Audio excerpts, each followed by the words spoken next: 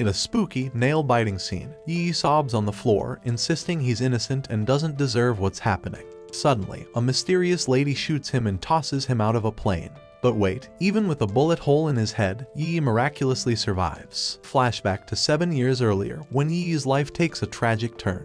While on his way to a dream job interview, he witnesses a man get fatally hit by a car. Despite Yi's attempts to help, the man passes away, leaving him deeply traumatized. Unable to shake off the horror, Yi flubs his interview and misses out on the job opportunity. Struggling to make ends meet and drowning in student debt, Yi takes up low-paying gigs like delivery and waiting tables. With no financial support from his deceased father and hardworking but limited income mother, Yi's situation grows increasingly dire. Despite his relentless efforts to land a stable job, rejection after rejection crushes his hopes time and again. After 7 years of hustling part-time gigs, Yi finally scores an interview at the big company. Interviewer Tu is blown away by his resume, sending Yi out the door with a skip in his step and stars in his eyes. But just as he starts dreaming of a better future, a phone call shatters his hopes. His friend drops the bombshell that their investment in another buddy's venture has vanished into thin air along with the friend himself. Yi races to confront his friend, pounding on the door with all his might. With his hard-earned savings gone up in smoke, he unleashes his frustration on the door with a fire extinguisher until he collapses in a heap. His outburst lands him in cuffs at the police station. He demands his friend's arrest, only to be slapped in the face with the bitter truth: bad investments may break hearts, but they don't break laws. As the sun sets, Yi heads to meet Jaisu, only to find her stepping out of a car with another guy bearing flowers. After the man leaves, Yi approaches her, but she detects the scent of alcohol on him. Despite her attempt to help by offering him an envelope, he feels like a burden and ends their relationship, convinced it's going nowhere. Returning home, Yi finds himself evicted by his landlord, who keeps his deposit to cover overdue rent. His belongings are left outside, exposed to the rain, forcing him to salvage what he can in the limited space available. By morning, he's lost much of what he owned. Things worsen as he receives a message informing him of a failed job interview, pushing him to his breaking point. Ignoring his mother's call, he reaches a decision to erase himself from existence, disappearing amidst the city's bustle. In the darkness that follows, Yi finds himself unexpectedly aboard a private plane. When he gazes at his reflection, he's horrified by his altered appearance, and nearby, he spots a mysterious lady clutching his farewell letter. With a flick of her wrist, she sets it ablaze with magic, then reveals her piercing red eyes as she removes her shades. In an instant, Yi finds himself thrust into a nightmarish realm, a towering structure surrounded by a sea of crimson, teeming with relentless demons. The lady, now unveiled as Death herself, accuses him of disrespecting her and decides to mete out punishment. With a chilling grip, Death seizes Yi by the neck and hurls him over the edge, where he's swarmed by monstrous creatures clawing at him as he plummets. As he crashes into the water, he abruptly awakens aboard the plane. Death appears once more, revealing a grim fate. Yi must endure death 12 more times, his soul traversing the bodies of those facing imminent demise, with only one chance to cheat death and retain his life. Yi shrugged off those deaths, more focused on his own desire for an end. But then, with death disappearing, the plane hit a fierce storm. Reacting without thinking, Yi grabbed a life jacket and strapped himself in.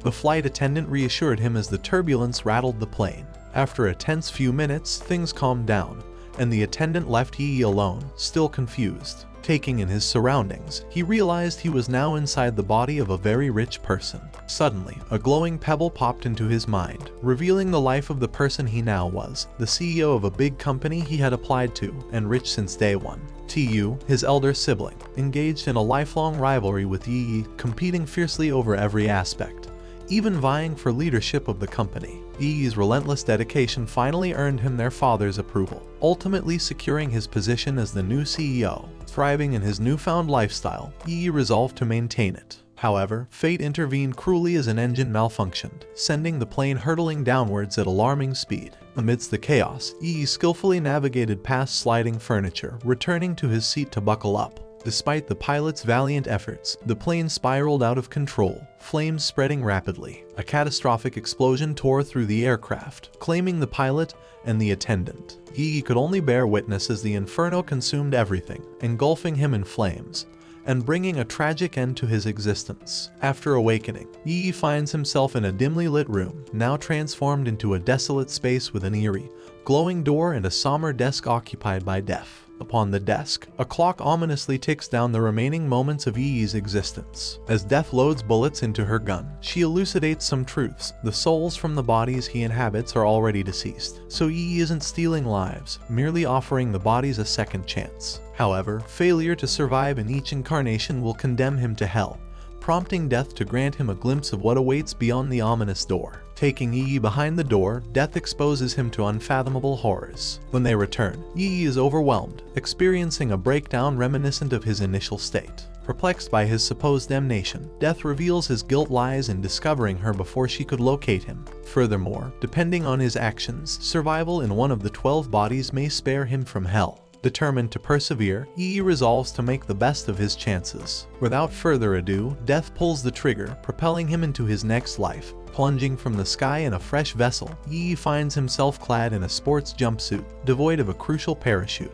Panic sets in, but his attention is quickly diverted by 3 other men also descending, cameras in tow. A fellow jumper swoops in to offer aid, just as a luminous pebble implants itself in Yi's consciousness. This body belongs to an adrenaline aficionado, boasting a resume packed with audacious feats, including 4 Guinness World Records. Today's challenge: plummeting from a staggering altitude sans parachute to land on a safety net, all broadcasted nationwide. The stakes: a jaw-dropping 3 billion cash prize from his sponsor, whose image flickers in Yi's mind, playing with a lighter. The allure of such riches propels Yi to shun assistance and hurtle towards the ground with determination. Empowered by the body's retained skills, Yi embraces the thrill, even relishing the adrenaline rush. Yet, as the moment of truth arrives, he falls short, missing the safety net entirely and meeting an instantaneous demise upon impact with the unforgiving ground. Finding himself once more in the dim chamber, Yi protests the notion of being labeled a sinner, asserting he harmed no one by choosing self-deletion. Death rebukes him as selfish, citing the unseen repercussions of his actions before ushering him into his third life with a fatal shot. Awakening anew, Yi inhabits the form of a teenage student in a school setting. His attention is drawn to a classmate's callous amusement at the video depicting the parachute incident, unveiling the interconnectedness of these lives within a single reality. Contemplating a retaliatory strike, Yi is intercepted by the glowing pebble's insights. This teenager, scarred by the loss of his father at a tender age, shoulders the burden alongside his hardworking single mother. Despite his yearning to make her proud, school becomes a battleground where bullies like Jin Sang and his cohorts subject him to relentless torment, all concealed from his mother's knowledge. Driven to despair, the boy perceives his tormentors as demons, rendering school akin to hell. In his darkest moment, he resolves to end his suffering through self-deletion. With this revelation, Yi recognizes a path to survival, to simply choose life over self-erasure. In a decisive moment, Jin Sang approaches Yi, demanding milk before delivering a blow. Refusing to endure victimization, Yi retaliates, chasing Jin Sang down and striking him with a chair. Despite Jin Sang's companion's attempts to intervene, Yi swiftly subdues him before pressing Jin Sang against the window, demanding an apology. Unexpectedly, T-Seok, a formidable figure, intervenes, overpowering Yi and subjecting him to a merciless beating.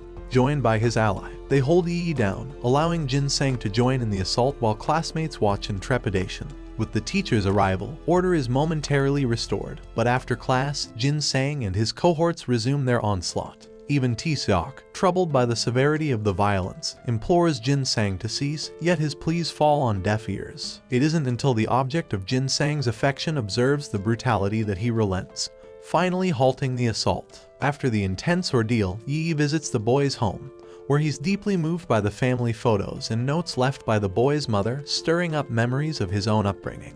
He recalls his mother's relentless dedication, working hard to provide for him, and he often helped out as a gesture of appreciation. Observing the boy's mother return and noticing the positive change in her son, Yi is overwhelmed with emotion, reminded of his own mother's sacrifices and love. The next day, Yi seeks out T-Seok in the restroom, questioning why he allows Jin Sang to dictate despite his physical prowess. T-Seok reveals the complex power dynamics, explaining Jin Sang's allegiance to a senior gang leader who wields influence over them all. During lunch, Jin Sang targets Yi again, prompting a swift retaliation. Yi flings his bowl of noodles at Jin Sang defiantly. As Yi struts off, Jin Sang commands T-Seok to tail him, but T-Seok's stomach overrides his mission.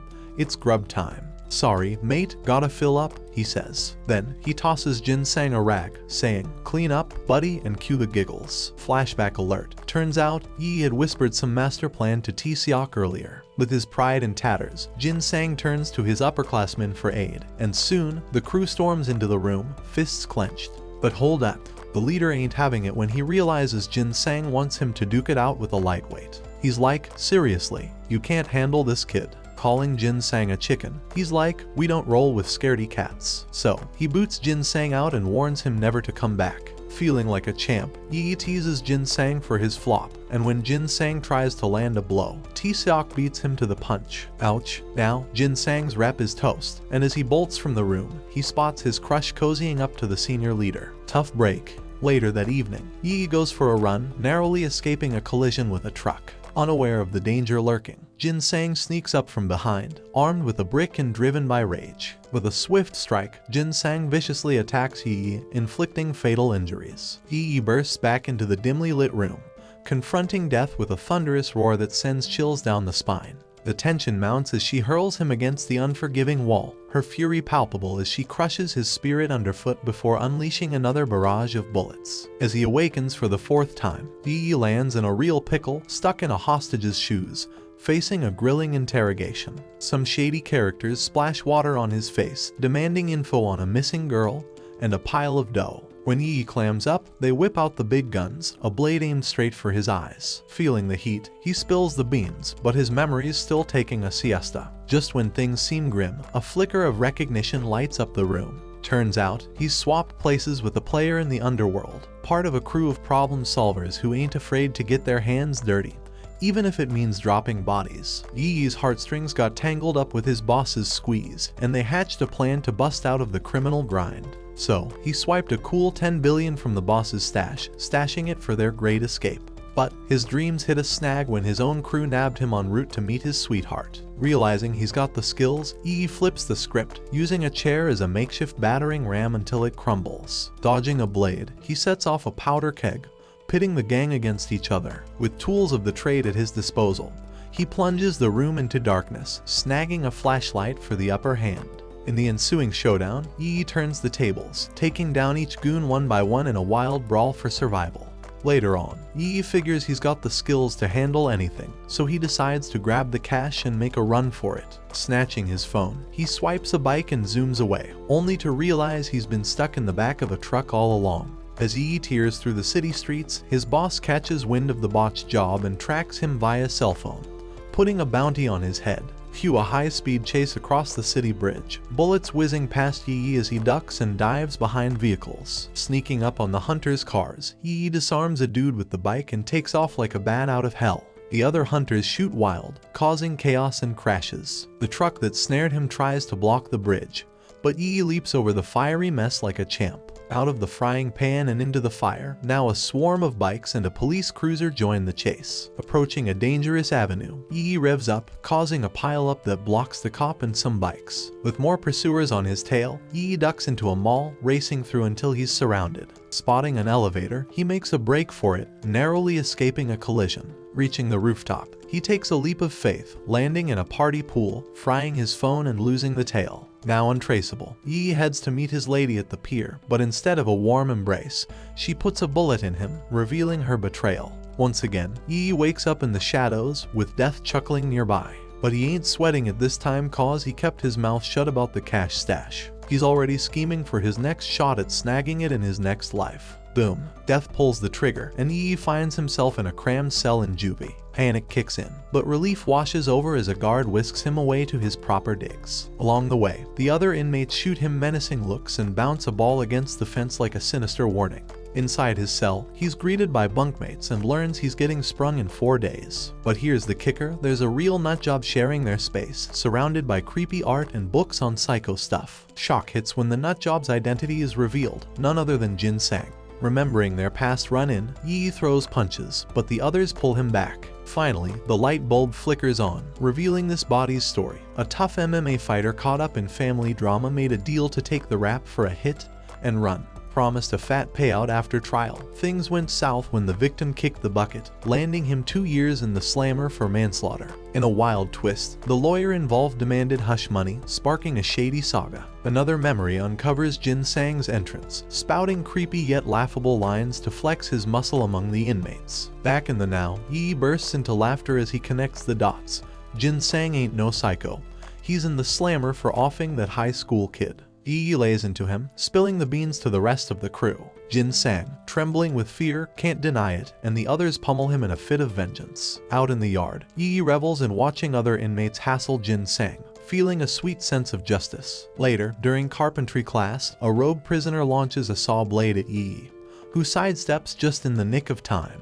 But the blade takes a deadly detour, striking another inmate. Yi hollers for help, and when the guards cart the wounded guy off, the other inmates arm themselves, warning Yi that the lawyer's out for his blood. Jai Young bolts in terror, but Yi is ready to rumble. With the body's killer MMA skills on full display, Yi dances through the brawl, taking down every inmate with swift, powerful strikes. In the chaos, Jai Young returns with a crowbar, and Yi realizes he's on his side. A bond is forged in the heat of battle as they stand shoulder to shoulder against the storm. As the night creeps in, Yi catches Jin Sang red-handed in the washroom, cooking up trouble with a sharp tool. With a quick jab, Yi stops him in his tracks, but he ain't about to escalate things and land himself in deeper trouble. Instead, he pulls a mind-bending move, spinning a wild tale about the ghost of a dead kid haunting Jin Sang.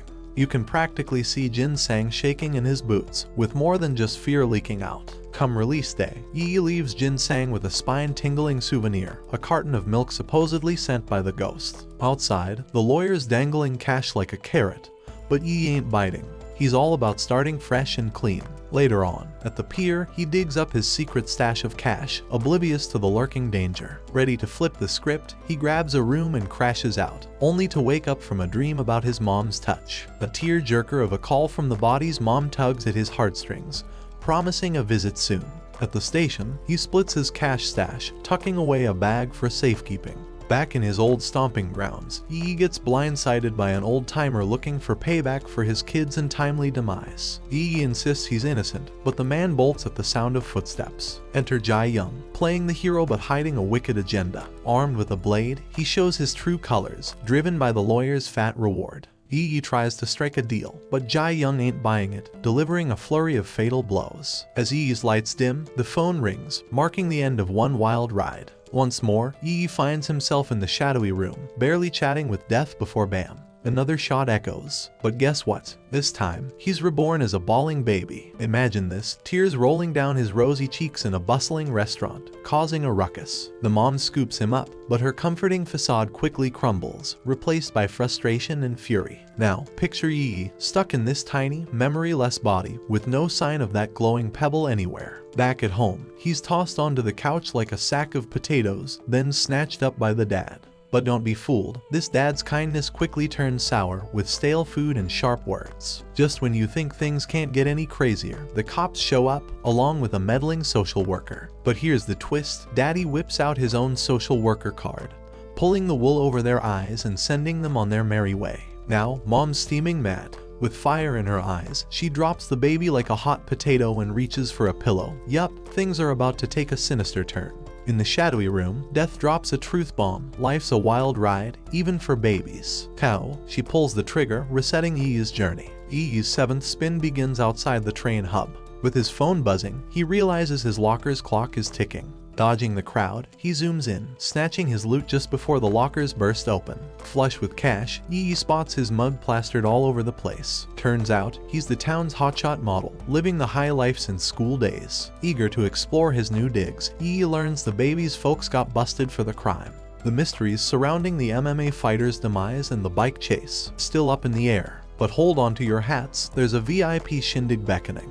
Yi is ready to party, but his booze tolerance isn't what it used to be. Bottoms up. At the bash, a surprise guest steals the show. TU, now the big shot CEO, thanks to his brother's exit.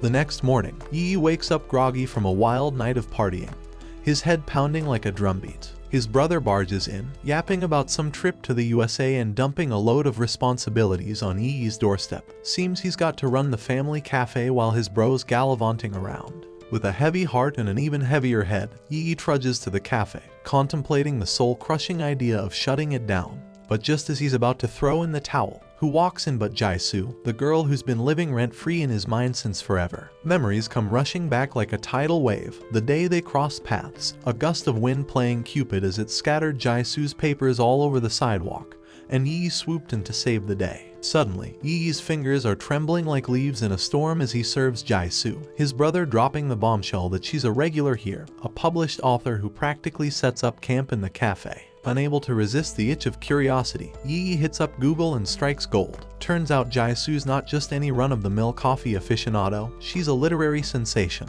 bagging awards and book deals left and right. But here's the kicker, that mysterious envelope she flashed him way back when. It wasn't pity money, it was her jackpot prize. Feeling like a schmuck, Yi races to snag a copy of Jaisu's book, and as he flips through the pages, he's hit with a tsunami of feels, every chapter dripping with memories of their shared moments, the ups, the downs, and the whispered declarations of love. Tears blur his vision as he reads, and then he sees it, the fancy pen he'd promised to gift her, engraved with her name, lost to the cruel whims of fate on a rainy day. In the bustling cafe, a familiar face enters with flowers, accompanied by a woman and a young girl who affectionately calls Jaisu Auntie. Yi, feeling a bit embarrassed, realizes this is Jaisu's brother and decides to keep the cafe open all week just for her. The next day, Yi serves Jaisu with newfound confidence, treating her to a complimentary slice of cake and praising her writing skills. He then spins a captivating story about a character named Lady Death, adding his own imaginative twist. To his surprise, when Yi asks Jaisu for an autograph, he spots the engraved pen he thought he had lost. Turns out, his mother gave it to Jaisu after his funeral, leaving him stunned.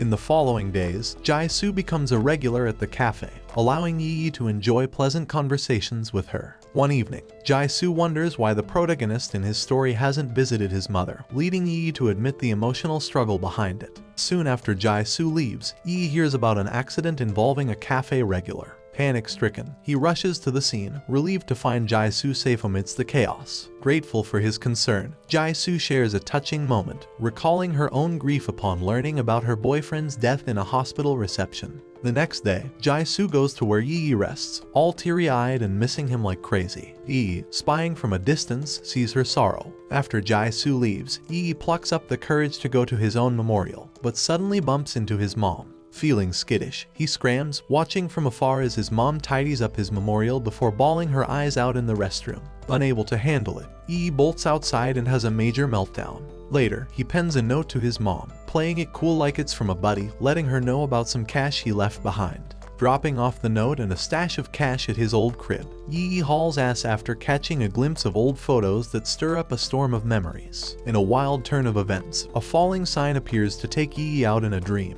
But he wakes up without a scratch the next day. After another heart-to-heart with Jaisu, Yi offers to walk her home, reminiscing about the good old days. Overwhelmed with feelings, Yi finally spills the beans to Jaisu, telling her about how she proudly showed him off despite haters at her workplace. But before Jaisu can react, bam, they get smacked by a fancy car. Jaisu's gone in an instant, but Yi is still kicking, clocking the driver as Tu, the dude from his freaky dreams, linking their destinies tight. With the lawyer booking it and Tu looking dangerous, Yi, fueled by fury and hurt, wakes up in a dim room. Grabbing Death's gun, he dishes out some payback with a single, satisfying shot. And that's where this video ends. Watch the next one and take care.